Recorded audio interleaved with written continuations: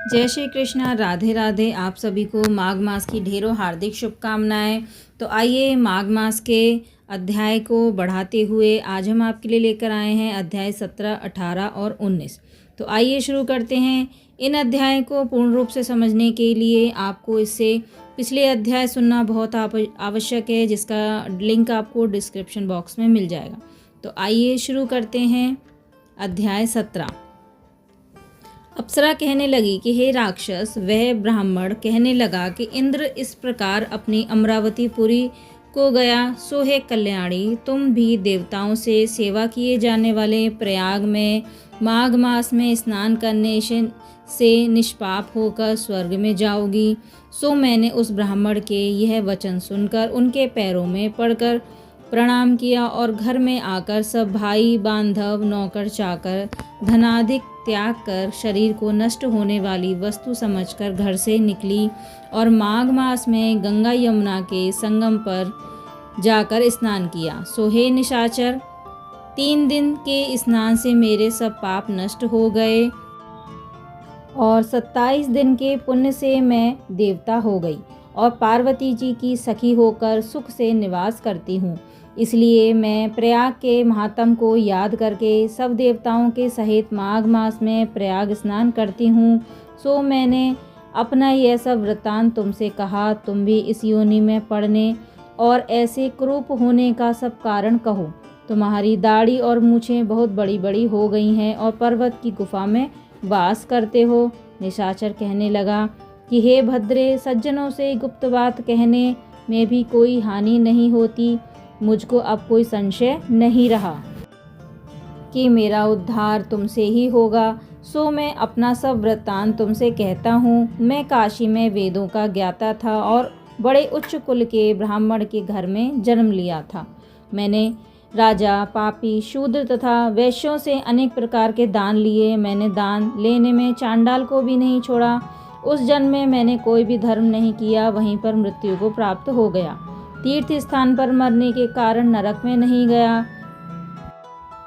पहले 2 बार गिद्ध योनि में, 3 बार व्याघ्र योनि में, 2 बार सर्प योनि में, 1 बार उल्लू की योनि में और अब 10वीं बार राक्षस हुआ हूँ और 75,000 वर्ष से इसी योनि में हूँ।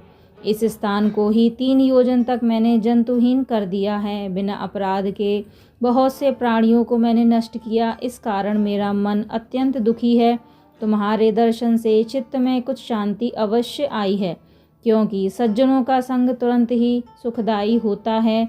मैंने अपने दुख के सब कारण आपसे कहे और सज्जन लोग सदैव दूसरों के दुखों से दुखी होते हैं। अब ये बताओ कि इस दुख रूप समुद्र को कैसे पार कर सकता हूँ? क्या क्षीर सागर हंस को ही दूध देता है, बगुले को नहीं? दत्तात्रेय जी कहने लगे। इस प्रकार उसके वचन सुनकर कंचन मालिनी कहने लगी कि हे राक्षस, मैं अवश्य तुम्हारा कल्याण करूंगी। मैंने दृढ़ प्रतिज्ञा की है कि तुम्हारी मुक्ति के लिए मैं प्रयत्न करूंगी। मैंने बहुत बार प्रयाग में माघ स्नान किया है। वेद जानने वाले ऋषियों ने दुखी को दान देने की प्रशंसा की है। समुद्र में जल बरसाने से क्या लाभ? प्रयाग में स्नान करने का एक बार फल मैं तुम्हें देती हूँ, उसी से तुमको स्वर्ग की प्राप्ति होगी। उसके फल का अनुभव मैं कर चुकी हूँ। तब उस अप्सरा ने अपने गीले वस्त्र का जल निचोड़कर जल को हाथ में लेकर माघ स्नान के फल को उस राक्षस को अर्पण किया। उसी समय पुण्य प्राप्त करके वह राक्षसी शरीर को छोड़कर तेजमय सूर्य सदृश देवता रूप को हो गया। आकाश में विमान पर चढ़कर अपनी कांति से चारों दिशाओं को प्रकाशित करता हुआ कांचन मालिनी की प्रशंसा करता हुआ शोभायमान हुआ और कहने लगा कि ईश्वर ही जानता है तुमने कितना उपकार मुझ पर किया है।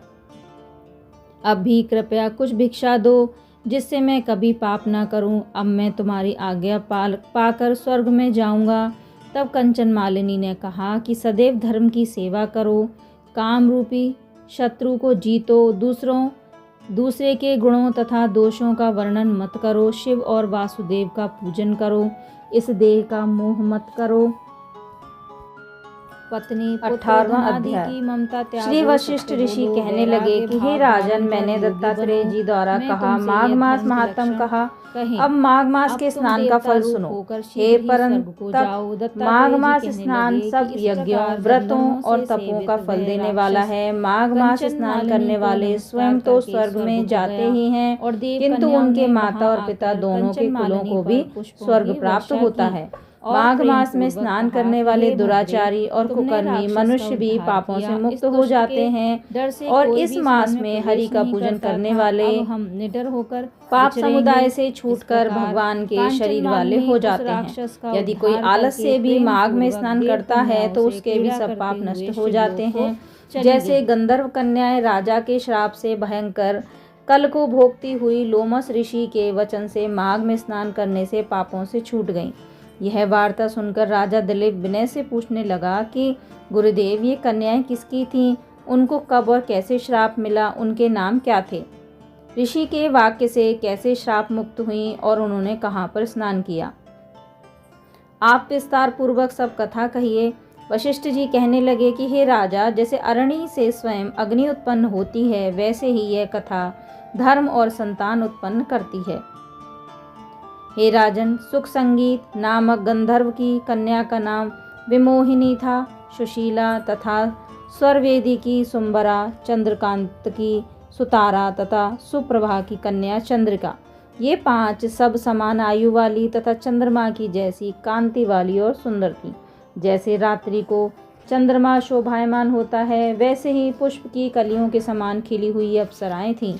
ऊंचे पयोधर वाली पद्मिनी, वैशाख मास की कामिनी, यौवन दिखाती हुई नवीन पत्तों वाली लता के सदृश, गोरे रंग सोने के सदृश चमकती हुई और सोने के अलंकारों से सुशोभित, सुंदर वस्त्र धारण करे हुए, अनेक प्रकार के गाने और वीणा अन्यथा बांसुरी तथा दूसरे बाजे बजाने में प्रवीण और ताल, स्वर तथा नृत्य कला में निपुण थीं।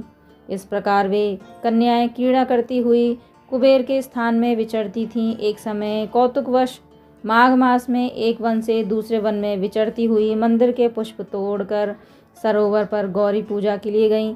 स्वच्छ जल के सरोवर पर स्नान करके वस्त्र धारण कर मौन हो बालू मिट्टी की गौरी बनाकर चंदन, कपूर, कुमकुम और सुंदर कमलों से उपचार सहित पूजन करके ये 5 कन्याएं ताल नृत्य करने लगीं। फिर ऊंचे गांधार स्वर में सुंदर गीत गाने लगीं। जब ये कन्याएं गाने और नाचने में लीन थीं तो उस अच्छोदक नामक उत्तम तीर्थ में वेदनिधि नाम के मुनि के पुत्र अग्निप ऋषि स्नान को गए। वह युवा ऋषि सुंदर मुख, कमल सदृश नयन, विशाल छाती, सुंदर भुजाओं वाला दूसरे कामदेव के समान था। शिखा सहित दंड लिए, मृग चर्म ओढ़े, यज्ञोपवीत धारण किए हुए था। उसको देखकर 5 कन्याएं मुग्ध हो गईं और उसका रूप एवं यौवन देखकर कामदेव से पीड़ित हो देखो देखो ऐसा कहती हुई उस ब्राह्मण के चित्त में कामदेव का कर उत्पन्न करने लगी और आपस में विचार करने लगी कि यह कौन है। रति रहित होने से कामदेव नहीं, एक होने से अश्विनी कुमार नहीं, यह कोई गंधर्व या किन्नर या काम रूप धारण करे, कोई सिद्ध या किसी ऋषि का श्रेष्ठ पुत्र था, मनुष्य है, कोई भी हो, ब्रह्मा जी ने इसको हमारे लिए बनाया है। जैसे पूर्व कर्म के प्रभाव से संपत्ति प्राप्त होती है, वैसे ही गौरी जी के हम कुमारियों के लिए श्रेष्ठ वर दिया है और आपस में यह तुम्हारा वर है या मेरा अथवा सबका कहने लगी। जिस समय उस ऋषि पुत्र ने अपनी मध्याह्न की क्रिया करके ऐसे वचन सुने तो वह सोचने लगा कि यह तो बड़ी समस्या उत्पन्न हो गई। ब्रह्मा, विष्णु, महेश आदि देवता तथा बड़े योगीश्वर भी स्त्रियों के भ्रमजाल में मोहित हो गए हैं। इनके तीक्ष्ण बाणों से किसका मनरूपी हिरण घायल नहीं होगा। जब तक नीति और बुद्धि रहती है तब तक पाप से भय रहता है, जब तक तप की गंभीरता रहती है, यम विधि का पालन होता है, तब तक मनुष्य स्त्रियों के काम रूपी बाणों से बींधा नहीं जाता। ये मुझे उन्मत्त और मुग्ध कर रही हैं। किन गुणों से धर्म की रक्षा हो सकती है? स्त्रियों के मांस, रक्त, मल मूत्र से बने घृणित और अशुद्ध शरीर में कामी लोग ही सुंदरता की कल्पना करके रमण कर सकते हैं। शुद्ध बुद्धि वाले महात्माओं ने स्त्रियों के पास रहना कष्टकारक कहा है। सो जब तक यह पास आवे घर चले जाना चाहिए। अतः जब तक वह उसके पास आई वह योग बल से अंतर्ध्यान हो गया। ऋषि पुत्र के ऐसे अद्भुत कर्म देखकर वह चकित होकर डरी हुई चारों तरफ देखने लगी और आपस में कहने लगी, यह क्या इंद्रजाल था जो देखते देखते विलीन हो गया। और वह विरह की अग्नि में जलने लगी और कहने लगी कि हे कांत, तुम हमको छोड़कर कहाँ चले गए? क्या तुमको ब्रह्मा ने हमको विरह रूपी अग्नि में जलाने के लिए ही बनाया था?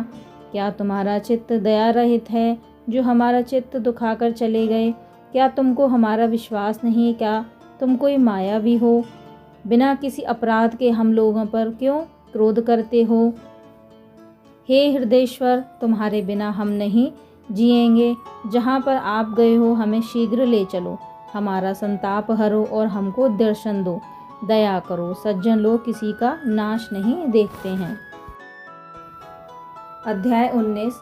वह पांचों कन्याएं इस प्रकार विलाप करती हुई बहुत देर प्रतीक्षा करके अपने घर में लौटी। जब घर पर आई तो माताओं ने पूछा कि इतना विलंब तुमने क्यों कर दिया? तब कन्याओं ने कहा कि हम किन्नरियों के साथ क्रीड़ा करती हुई सरोवर पर थीं और कहने लगी कि आज हम थक गईं और जाकर लेट गईं। वशिष्ठ जी कहते हैं कि इस प्रकार आशय को छुपाकर वह विरह की मारी पड़ गईं। उन्होंने घर में आकर किसी प्रकार की क्रीड़ा नहीं की। वह रात्रि उनको एक युग के समान बीता। सूर्य नारायण के उदय होते ही अपने आप को जीवित मानती हुई माताओं की आज्ञा लेकर गौरी पूजन करने वे कन्याएं वहां पर जाने लगीं। उसी समय ब्राह्मण भी स्नान करने के लिए आच्छोदत सरोवर पर आ रहा था। उसके आने पर कन्याओं ने वाह वाह किया, जैसे कमलिनी प्रातः काल सूर्योदय को देखकर करती हैं। उसको देखकर उनके नेत्र खुल गए और उस ब्रह्मचारी के पास गईं। आपस में एक दूसरे का हाथ पकड़कर चारों तरफ से उसको घेर लिया और कहने लगी कि मूर्ख, उस दिन तू भाग गया था, आज नहीं भाग सकता। हम लोगों ने तुमको घेर लिया है। ऐसे वचन सुनकर बाहुपाश में बंधे हुए ब्राह्मण ने मुस्कुराकर कहा, तुमने जो कुछ कहा सो ठीक ही है, परंतु मैं तो अभी विद्याभ्यासी और ब्रह्मचारी हूँ। गुरुकुल में मेरा विद्याभ्यास पूरा नहीं हुआ। पंडित जी को चाहिए कि जिस समय आश्रम में रहें उसके धर्म का पालन करें। इस आश्रम में मैं विवाह करना धर्म नहीं समझता। अपने व्रत का पालन करके और गुरु की आज्ञा पाकर ही मैं विवाह कर सकता हूँ, पहले नहीं कर सकता। ये बात सुनकर वे कन्याएं उस प्रकार बोली जैसे वैशाख मास में कोयल बोलती है। वह कहने लगी कि धर्म से अर्थ और अर्थ से काम और काम से धर्म के फल का प्रकाश होता है। हम काम सहित धर्म की अधिकता से आपके पास आई हैं, सो आप पृथ्वी के सब भोगों को भोगिए। उस ब्राह्मण ने कहा कि तुम्हारा वचन सत्य है, किंतु मैं अपने व्रत को समाप्त करके ही विवाह कर सकता हूँ, पहले नहीं कर सकता। तब वे कन्याएं कहने लगी कि तुम मूर्ख हो। अनोखी औषधि, ब्रह्मा बुद्धि, रसायन सिद्धि, अच्छे कुल की सुंदर नारियों तथा मंत्र जिस समय प्राप्त हो तभी ग्रहण कर लेना चाहिए। इसी से कार्य को टालना अच्छा नहीं होता। केवल भाग्य वाले पुरुष ही प्रेम से पूर्ण अच्छे कुल से उत्पन्न स्वयंवर चाहने वाली कन्याओं को प्राप्त होते हैं। कहा, हम अनोखी सुंदर नारियां, कहाँ आप तपस्वी बालक। वह बेमेल का मेल मिलाने में विधाता की चतुराई ही है। इस कारण आप हम लोगों के साथ गंधर्व विवाह कर लें। इनके ऐसे वचन सुनकर उस धर्मात्मा ब्राह्मण ने कहा कि व्रती रहकर इस समय विवाह नहीं करूँगा, मैं स्वयंवर की इच्छा नहीं करता। इस प्रकार उसके वचन सुनकर उन्होंने एक दूसरी का हाथ छोड़कर उसको पकड़ लिया। सुशील और सुस्वरा ने उसकी भुजाओं को पकड़ लिया, सुतारा ने आलिंगन किया और चंद्रिका ने उसका मुख चूम लिया। परंतु फिर भी वह ब्रह्मचारी विकार रहित तथा काम की बाधा से पीड़ित नहीं हुआ और फिर उसने क्रोधित होकर उसको श्राप दिया कि तुम डायन की तरह मुझसे चिपटी हो, इस कारण तुम पिशाचनी हो जाओ। ऐसे श्राप देने पर वह उसको छोड़कर अलग खड़ी हो गई। उन्होंने कहा कि हम निरपराधियों को वृथा क्यों श्राप दिया? तुम्हारी इस धर्मज्ञता पर धिक्कार है। प्रिय करने वाले से बुराई करने वाले का सुख दोनों लोकों में नष्ट हो जाता है, इसलिए तुम भी हम लोगों के साथ पिशाच हो जाओ। तब वे आपस के क्रोध से उस सरोवर पर पिशाच पिशाचनी हो गए और सब पिशाच पिशाचनी कठिन शब्दों से चिल्लाते हुए अपने कर्मों को भोगने लगे। वशिष्ठ जी कहने लगे कि हे राजन, इस प्रकार वे पिशाच उस सरोवर के इधर उधर फिरते रहे। बहुत समय पश्चात मुनियों में श्रेष्ठ लोमस ऋषि पौष शुक्ल चतुर्दशी को उस अच्छोदत सरोवर पर स्नान करने के लिए आए। जब क्षुधा से दुखी इन पिशाचों ने उनको देखा तो उनकी हत्या करने के लिए गोल बांधकर उनको चारों तरफ से घेर लिया। वेदनिधि ब्राह्मण भी वहां पर आ गए और वे लोमस ऋषि के तेज के सामने ठहर न सके और दूर जाकर खड़े हो गए। वेदनिधि हाथ जोड़कर लोमस ऋषि से कहने लगे कि भाग्य से ही ऋषियों के दर्शन होते हैं। फिर उन्होंने गंधर्व कन्या और अपने पुत्र का परिचय सब वृत्तांत सुनाया और कहा कि हे मुनिवर, यह सब ही श्राप मोहित होकर आपके सम्मुख खड़े हैं। आज इन बालकों का निस्तार होगा, जैसे सूर्योदय से अंधेरे का नाश हो जाता है। वशिष्ठ जी कहने लगे कि पुत्र के दुख से दुखी हुए वेदनिधि ब्राह्मण के ऐसे वचन सुनकर लोमस ऋषि के नेत्रों में जल भर आया और वेदनिधि से कहने लगे, मेरे प्रसाद से बालकों को शीघ्र स्मृति पैदा हो। मैं उनको धर्म कहता हूँ, जिससे इनका आपस का श्राप विलीन हो जाए। तो यह थी माघ मास कथा अध्याय 17, 18 और 19। यह कथा आपको कैसी लगी? यदि पसंद आई हो तो अपने फैमिली फ्रेंड्स के साथ ज़रूर शेयर करें और हाँ, हमें सब्सक्राइब करना ना भूलें। इस अध्याय को संपूर्ण रूप से समझने के लिए आपको इससे पिछले अध्यायों का सुन लेना बहुत आवश्यक है, जिसका लिंक आपको डिस्क्रिप्शन बॉक्स में मिल जाएगा। तो मिलते हैं अगली वीडियो में अगले अध्याय के साथ। तब तक के लिए राधे राधे।